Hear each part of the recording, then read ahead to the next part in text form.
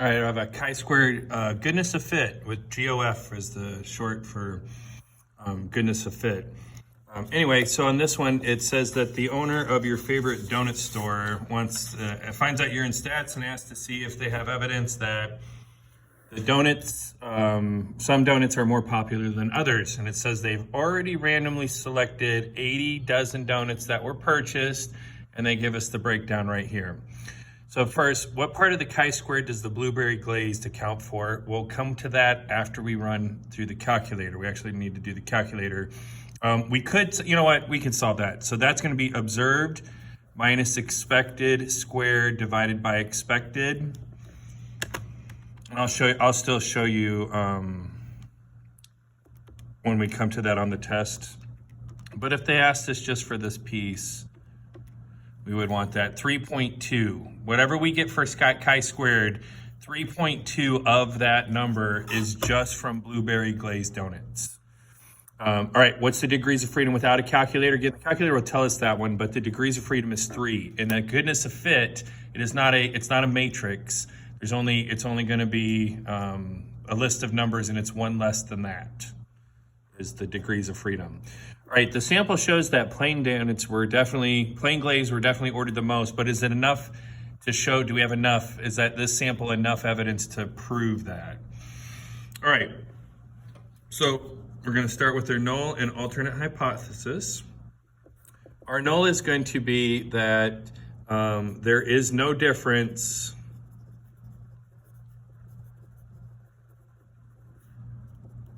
in the 4 donut types ordered.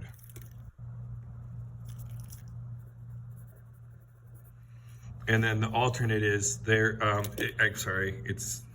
this one's a little bit different. We'll say at least one category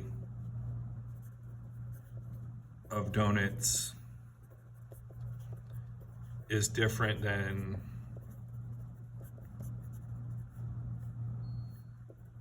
expected, we'll just say. All right, so there's our null and alternate hypothesis, and I'm going to go ahead here and I'm going to establish that alpha is 5% in this location. And then this is a chi-square goodness of fit test, and you are allowed to use GOF for goodness of fit. We got conditions. So we got random, 10%. Remember, 10% is for independent samplings and large counts. Ensure that the sampling distribution will be approximately normal. Right, so the random, it says we have randomly collected 80 dozen of donuts, so a random sample used. I'm going to put a random sample of 80 dozen donuts used. There's my little context in there. The 10% rule, we're going to assume and very easily assume the donut shop sells at least 800 dozen donuts, probably per month, probably 800. So this is within a year, so that's easy to take in that one. This one is all expected counts greater than or equal to 5. And on this one, all 4 equal 20. So we can list them all out if you want, but all expected counts are 20, which is greater than or equal to 5. For each one of them, no sweat. Oops, get that covered. All right, now we need to plug in the stuff to get the calculator, to get the information on the calculator.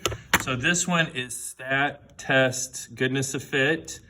And when we do this, we have observed in L1 and expected in L2. So that's, I'm gonna go back to quit.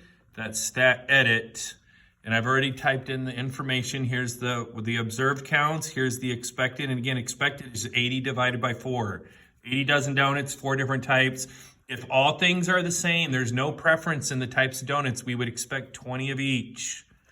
Okay, so then stat, test, goodness of fit, degrees of freedom, I need to change that one. That was said 5, I need that to be 4. I'm sorry, I need that to be 3. And then we get our information. also here, when we do a goodness of fit, it gives us the contribution. Sometimes they talk about this. So the contribution for the plain glazed was 3.2, chocolate glazed 0.05, plain blueberry glazed and cherry glazed. And the reason why these numbers are the same is this is 1 away from expected, this was 1 away from expected. This one was 8 away from expected, this one was 8 away. That was actually just a pure coincidence that I did that, but you know, so be it. That's just how it works in this problem.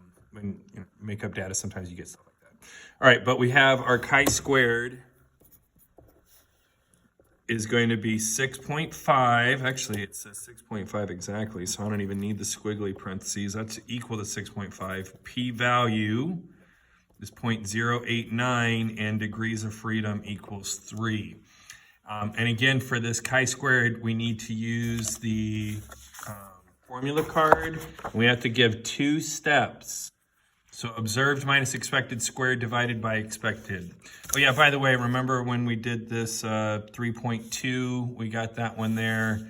That was also, blueberry glaze would have been the 3rd type. So there's your 3.2. If they ask and you're doing the test anyway, you could just plug it in, but it is a good idea to know that you use this piece of the formula to get that amount. And the total amount, 6.5, and 3.2 of it comes just from the plain glazed and the blueberry glazed donuts. Both of them have 3.2. But anyway, so it's observed minus expected squared over expected plus observed minus expected squared over expected. I tell you what, on this one, I'm going to go ahead and fill them all in.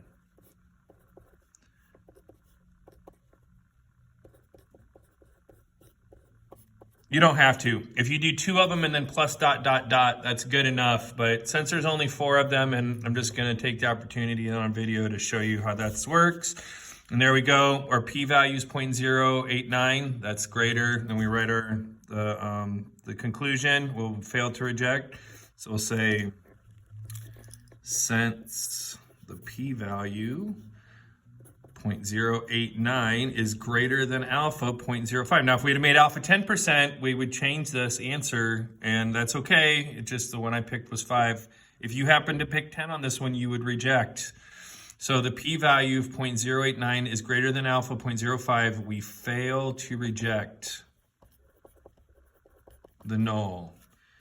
There is not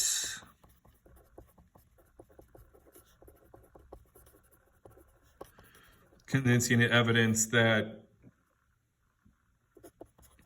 and then that the donuts, you can say at least one of the categories is different, that, but I'm just going to say overall wants to know if, how did we word this, if the donuts are ordered in the same quantity. So we do not have evidence that they are not in the same quantity.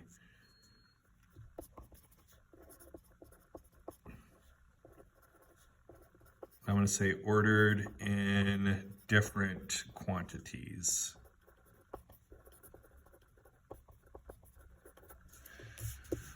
So there you go. There's a chi-square goodness of fit. Bought some delicious donuts.